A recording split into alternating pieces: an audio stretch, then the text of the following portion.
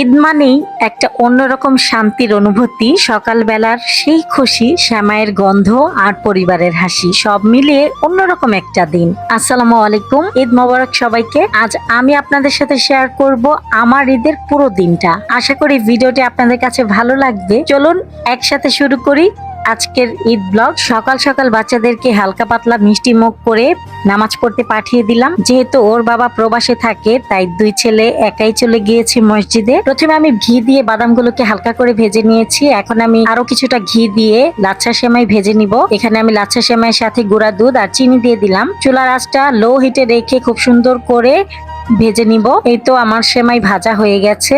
এখন আমি ক্রিম বানিয়ে নিব।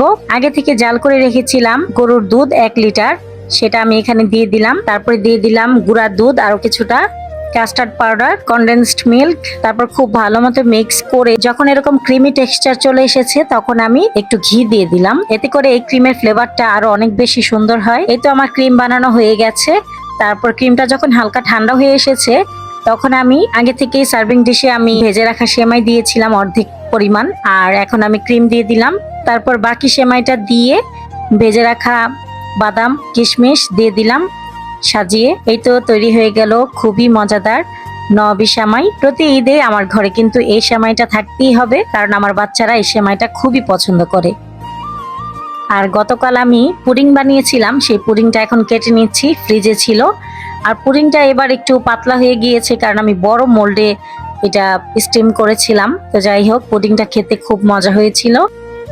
আর এখন আমি পিজা বানিয়ে নিব। পিজার রুটিটাকে আমি আগে থেকেই এয়ার ফ্রায়ারে বেক করে নিয়েছি। এখন আমি সব টপিংস গুলো দিয়ে বেক করে নিব।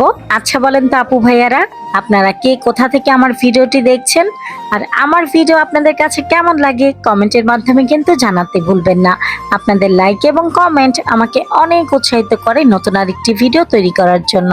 এই তো সবকিছু দেওয়ার পরে মোজারেলা চিজ দিয়েছি, তারপরে একটু অরিগ্যানো আর লাল মরিচের গুঁড়া দিয়েছি। যেহেতু চিলি ফ্লেক্স নাই, এজন্য আমি দিতে পারিনি। সবশেষে একটু বাটার দিয়ে দিলাম যেন উপরটা ড্রাই হয়ে না যায়। তারপর এয়ার ফ্রায়ারে আমি 10 মিনিট বেক করে নিয়েছি।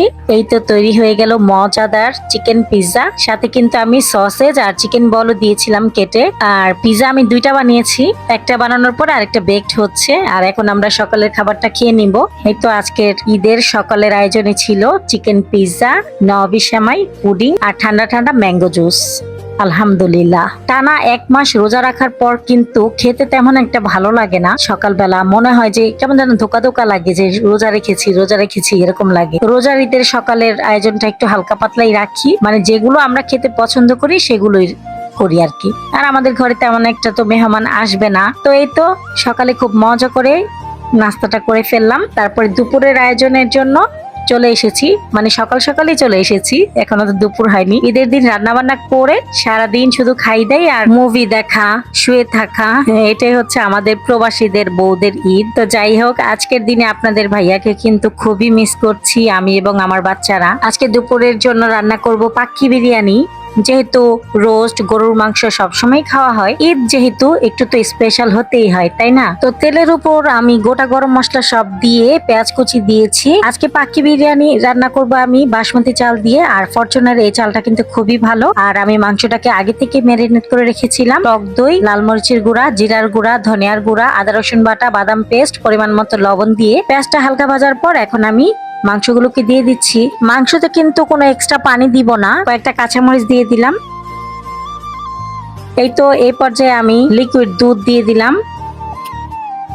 তারপর চুলার আঁচটা মিডিয়াম হিটে রেখে খুব সুন্দর করে কষিয়ে কষিয়ে রান্না করে নিব। এখন বাসমতি চালটাকে আমি আধা ঘন্টার জন্য ভিজিয়ে রাখবো পানিতে, এতে করে রাইসটা আরো বেশি লং হবে।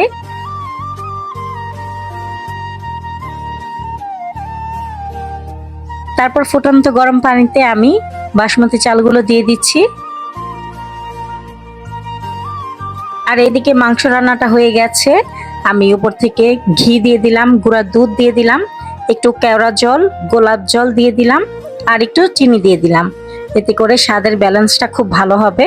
আর লবণটা খুবই পারফেক্ট হয়েছে, মানে এই পর্যায়ে মাংসটা ঠিকঠাক মতো রান্না করতে হবে, লবণটা চেক করে নিতে হবে, আর তো লবণ দেওয়া যাবে না। আর এদিকে আমি আগে থেকেই আলু একটু ফুড কালার দিয়ে ভেজে নিয়েছিলাম, সেই আলুগুলোকে সাজিয়ে দিচ্ছি। কয়েকটা আস্ত কাঁচামরিচ দিয়ে দিলাম, পেঁয়াজ বেরেস্তা দিয়ে দিলাম, আর চালের ভিতর আমি পরিমাণ মতো লবণ দিয়ে দিলাম, একটু সয়াবিন তেল দিয়েছি, একটু শাহি জিরা আর দারচিনি এলাচ দিয়েছি। চালটাকে আমি 90% সেদ্ধ করে নিব। আর এদিকে পুরোপুরি সবকিছু সাজানো হয়ে গেছে। এখন আমি উপর থেকে রাইস দিয়ে দিলাম, একটু ফুড কালার লিকুইড দুধের সাথে আমি গলিয়ে দিয়েছি, আর আরেকটু ফুড কালার দিয়েছি। তারপর কাঁচামরিচ দিয়ে দিলাম, পেঁয়াজ বেরেস্তা আর ঘি দিয়ে দিলাম। এখন আমি দমে রাখবো আধা ঘন্টা। আধা ঘন্টা পর কিন্তু আমার পাক্কি বিরিয়ানি রান্না হয়ে গেছে, আর খুব সুন্দর স্মেল হয়েছিল। আর লাস্টে কিন্তু আমি আরেকটু কেওড়া জল আর গোলাপ জল দিয়েছিলাম। এই তো দুপুরের আয়োজনে আমাদের পাক্কি বিরিয়ানি, আর সাথে কিন্তু দই ছিল। পাক্কি বিরিয়ানিটা খুবই মজা হয়েছিল আলহামদুলিল্লাহ, আর সবকিছু পারফেক্ট হয়েছে। মাংসটা কিন্তু খুব সুন্দর সিদ্ধ হয়েছে। এই তো এভাবে আমাদের ঘরে বসে থেকে খাই দাই করে ঈদটা কেটে গেল। সন্ধ্যার পর একটু আইসক্রিম খাচ্ছি সবাই মিলে। চটপটি বানাতে চেয়েছিলাম, তো চটপটিটা বানাইনি কারণ পেট ভরা এখন, তো ভাবলাম যে আগামীকাল খাওয়া যাবে, সমস্যা নেই। ভিডিওটি ভালো লাগলে প্লিজ একটি লাইক দিবেন। ভিডিও সংক্রান্ত কোনো মতামত থাকলে কমেন্টের মাধ্যমে জানাতে পারেন। আজকের মতো ভিডিওটি এ পর্যন্তই। আল্লাহ হাফেজ, আসসালামু আলাইকুম। আপনারা কে কোথায় ঈদ করছেন সেটা কিন্তু কমেন্টে জানিয়ে যাবেন। আর আমাকে সাপোর্ট করার জন্য আমার ভিডিওটা একটা শেয়ার করে দিবেন। ভালোবাসা।